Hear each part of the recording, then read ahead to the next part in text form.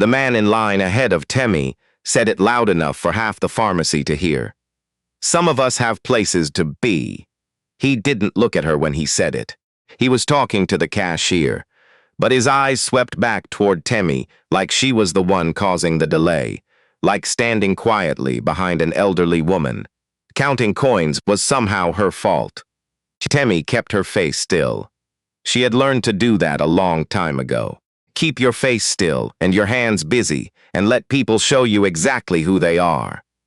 The elderly woman at the counter, her name was Mama Abike, though Temi wouldn't learn that until later, was trying to pay for a small paper bag of prescriptions.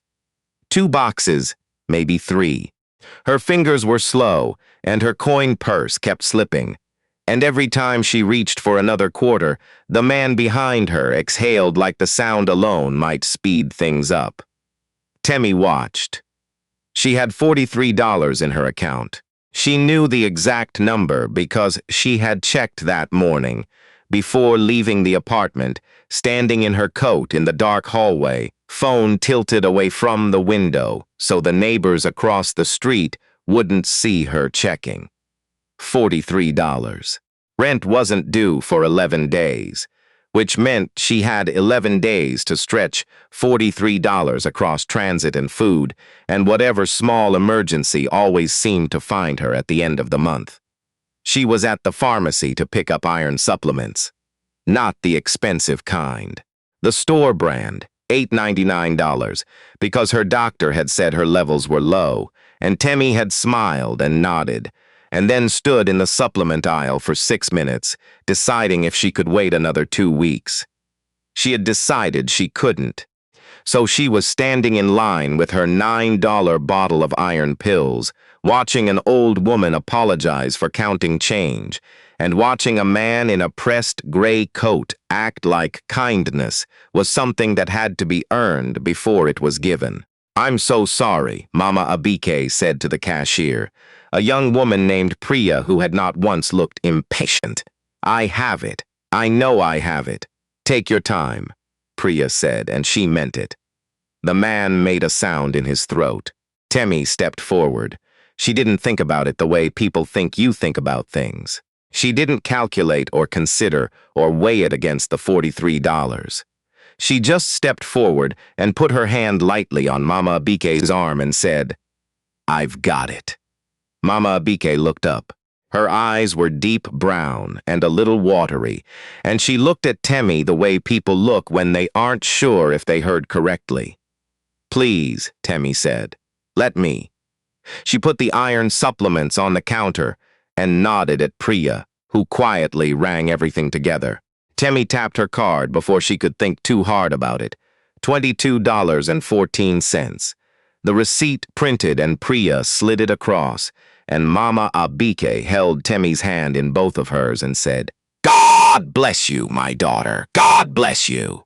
Temi smiled. "Take care of yourself, Ma." The man in the gray coat said nothing.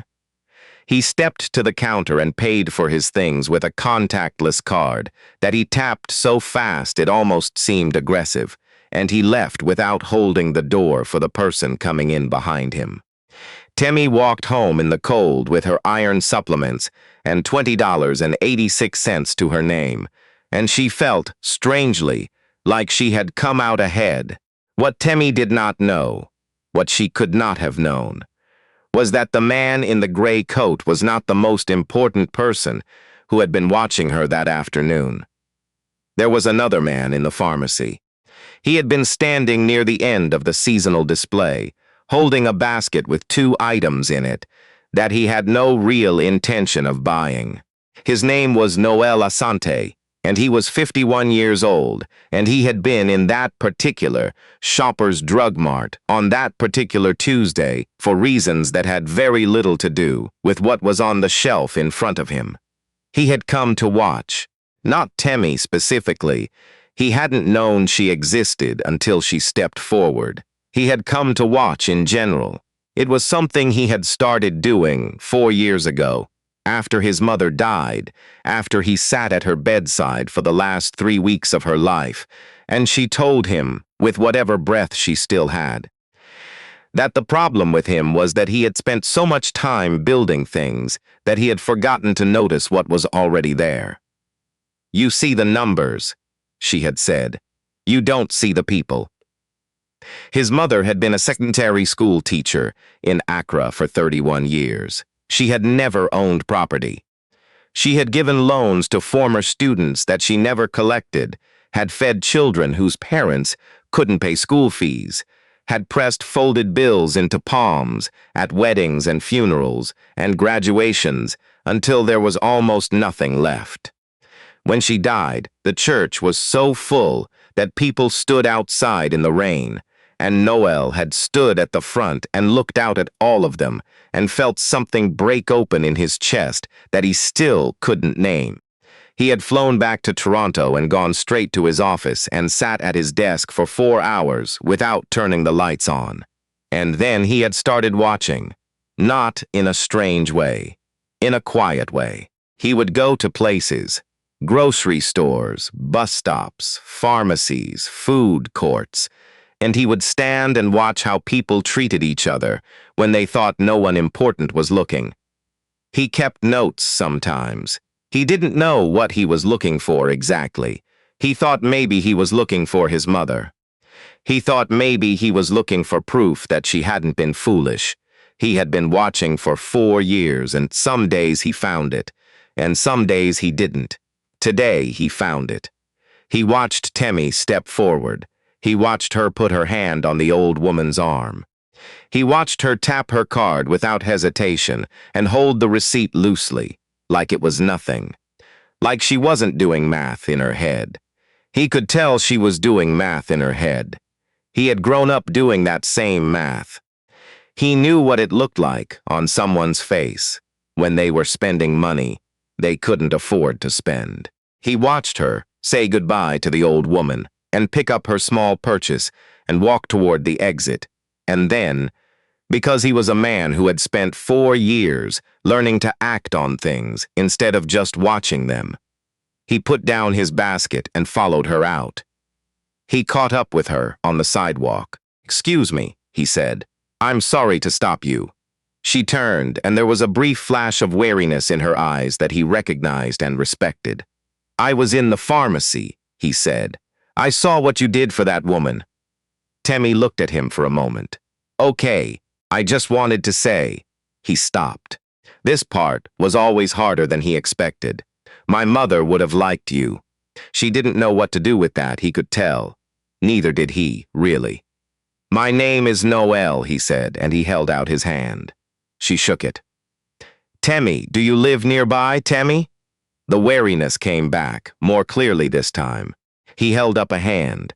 "I'm sorry. That came out wrong. I don't mean to make you uncomfortable. I run a foundation. We support people in the community. I'd like to give you my card, if that's all right, and I'd like you to call us.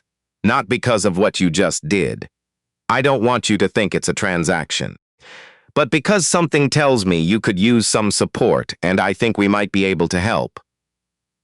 Temi looked at the card he was holding out. It said Asante Community Foundation along the top, and below that a title she didn't read clearly, and a phone number. She took it. Not because she trusted him. She had learned a long time ago not to trust based on a first impression, but because she had also learned not to refuse things until she had thought about them properly. "Thank you," she said. "Thank you," he said back, and he meant it differently than she thought. Temi Owusu was 32 years old, and she worked split shifts at a retirement home in Scarborough, which meant she took the bus at 6 in the morning, and again at 2 in the afternoon, and again at 10 at night, depending on which combination of shifts the schedule handed her. She had been doing this for 3 years. She was good at her job, genuinely good, not just adequate, and the residents knew her name, and the night staff knew to call her when Mrs. Kovalenko refused her medication from everyone else, because for some reason, Mrs. Kovalenko always took it from Temi. Outside of work, she was raising her younger brother's daughter. Her brother Jerome had gone to Edmonton for a job 2 years ago, And the job had not worked out, and then some other things had not worked out. And one morning Temi had opened her door to find her niece Phoebe, age 6, standing on the doorstep with a backpack and a stuffed elephant.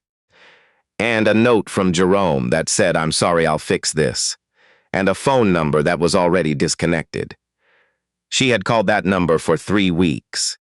Then she had enrolled Phoebe in the school 4 blocks away and learned which cereals she would actually eat and started checking her account every morning, so there were no surprises. The iron levels were low because she had not been eating enough, but she hadn't told her doctor that part. She said she thought it might be the shift work. The doctor had nodded and written a prescription, and Temi had smiled and walked out and stood on the sidewalk outside the medical center for a moment, with her eyes closed, breathing cold air, before she went to pick up Phoebe from school. She did not call the number on the card for 11 days.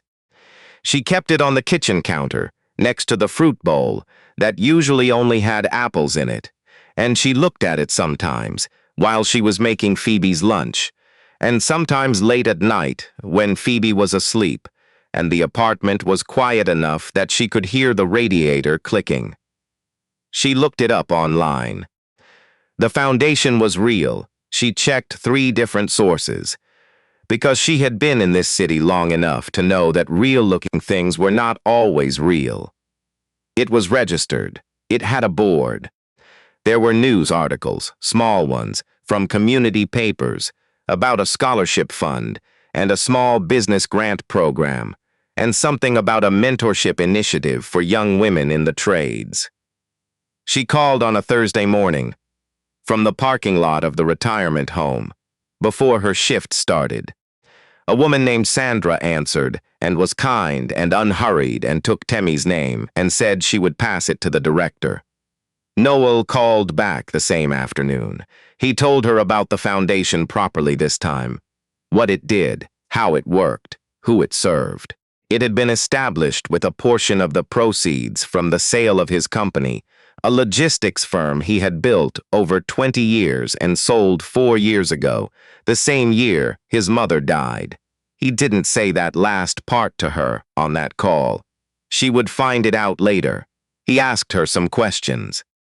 She answered the ones she was comfortable with and said, "I'd rather not say to the ones she wasn't," and he accepted that without pushing. At the end of the call, he said, "We have a bursary program for people who are providing informal care for family members. It's not widely advertised. I think you'd qualify. It won't solve everything, but it would take some pressure off." Temi was quiet for a moment. "Why are you doing this?" she asked. He didn't answer immediately, and she respected that he didn't immediately answer. "My mother counted coins at pharmacy counters," he said, and people stepped around her. "I think I've been trying to correct that ever since." Now, you might be wondering why a man like Noel, a man with a foundation and a sold company and a board of directors, was standing at Shoppers Drug Mart on a Tuesday afternoon with a basket of things he wasn't going to buy. And that is a fair thing to wonder. But before I tell you the rest of this story, I want to ask you something. Have you ever paid for something you couldn't really afford to pay for? Not a thing, but a moment? A moment where something in you said this matters more than the math. If you have, then you already understand Temi.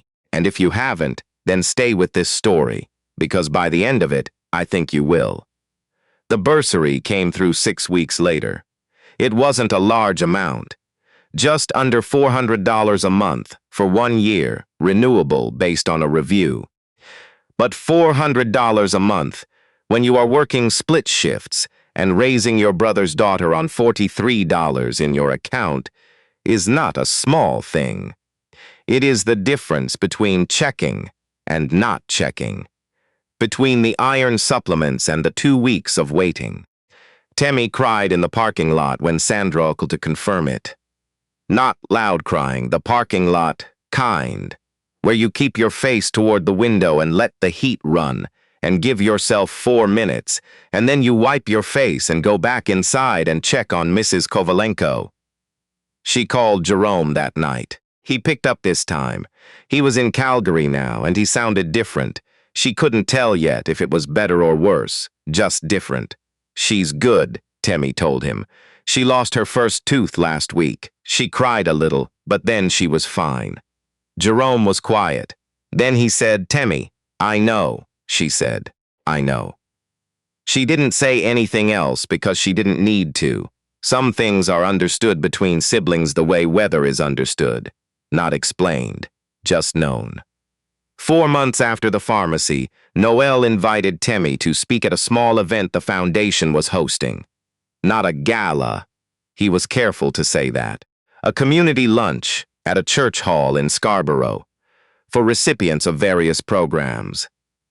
He said she didn't have to, that there was no obligation, that he asked only because he thought her presence might mean something to the other women in the room. She wore the green dress she had bought for her cousin's wedding 3 years ago, and taken in by hand because she couldn't afford a tailor. She did Phoebe's hair the night before so she wouldn't be rushed in the morning, and then sat on the edge of the bed for a few minutes looking at the sleeping child and thinking about things she couldn't put into words. At the lunch, she stood at a small podium and talked for 7 minutes. She did not have notes. She said that she had grown up being told that generosity was a luxury, that you gave when you had enough, that you filled your own cup first. She said she had learned, not in a book but in a pharmacy line, that that was not always how it worked. She said that sometimes the act itself is what fills the cup. That you don't wait until you have enough. You give from what you have. And something happens that she couldn't explain scientifically, but she had felt it. She had felt it in her chest walking home that day. $20.86 to her name, and it felt like being rich. The room was quiet in the way rooms get quiet when something true has been said. Noel, sitting in the back, thought about his mother. There is a woman you should also know about. Her name was Charlene Osei, and she had been standing in line behind Temi in the pharmacy that Tuesday. You didn't hear about her before because she hadn't done anything notable yet. But she had been there. She had watched Temi step forward, and she had thought, "I should have done that," and the thought had stayed with her, the way some thoughts do, following her onto the bus and into her kitchen and sitting with her at breakfast the next morning. Charlene was a property manager in North York. She was not wealthy, but she was comfortable. She had a line of credit she rarely touched, and a savings account she contributed to every month. And she had stood in that pharmacy and watched an old woman apologize for counting coins, and she had done nothing. Not because she was cruel, because she hadn't thought fast enough, and then the moment had passed, and someone else had filled it. She thought about that for a long time. 6 weeks after the pharmacy, she was at a Tim Hortons on her way to work, when she saw a young man in front of her checking his phone, and then quietly removing an item from his tray before he got to the cash. A muffin, specifically. He put it back on the rack with the careful precision of someone who had done the math and was not embarrassed, just practical. Charlene thought of Temi. She picked up the muffin and put it back on his tray and said, "I've got it," and paid for his coffee and the muffin and her own order and walked out before he could finish thanking her. She was 4 minutes late to work. She didn't tell anyone about it. She didn't need to. Temi doesn't know about Charlene. She doesn't know that what she did sent something outward, the way things always send something outward. The way a stone in water is never just a stone in water. She knows that Phoebe's school photos came back last week, and in the picture Phoebe is grinning with the gap where her tooth used to be, and Temi has 1 copy on the refrigerator, and 1 copy in her wallet, and 1 copy she mailed to Jerome in Calgary with no note, just the photo. She knows that Mrs. Kovalenko told her last Thursday that she reminds her of her granddaughter who died young, and that Temi held the woman's hand for a few minutes after saying that, and neither of them spoke. She knows that the iron levels are better now. She knows because she went back to the doctor, and the doctor said, "Whatever you're doing, keep doing it." And Temi nodded and said she would. She is 32 years old, and she works split shifts, and she is raising her brother's daughter, and she once spent $22 she couldn't afford to spend. And it did not break her. It did something else entirely. If this story stayed with you, if something in it felt true, then you already know what it's asking. Not for much. Just for you to remember the next time you're standing in a line somewhere and someone in front of you is counting coins. You don't have to be rich. You just have to be present. And if stories like this one are why you're here, subscribe to Fresh African Folk Tales. We'll be right here, every week, with another one.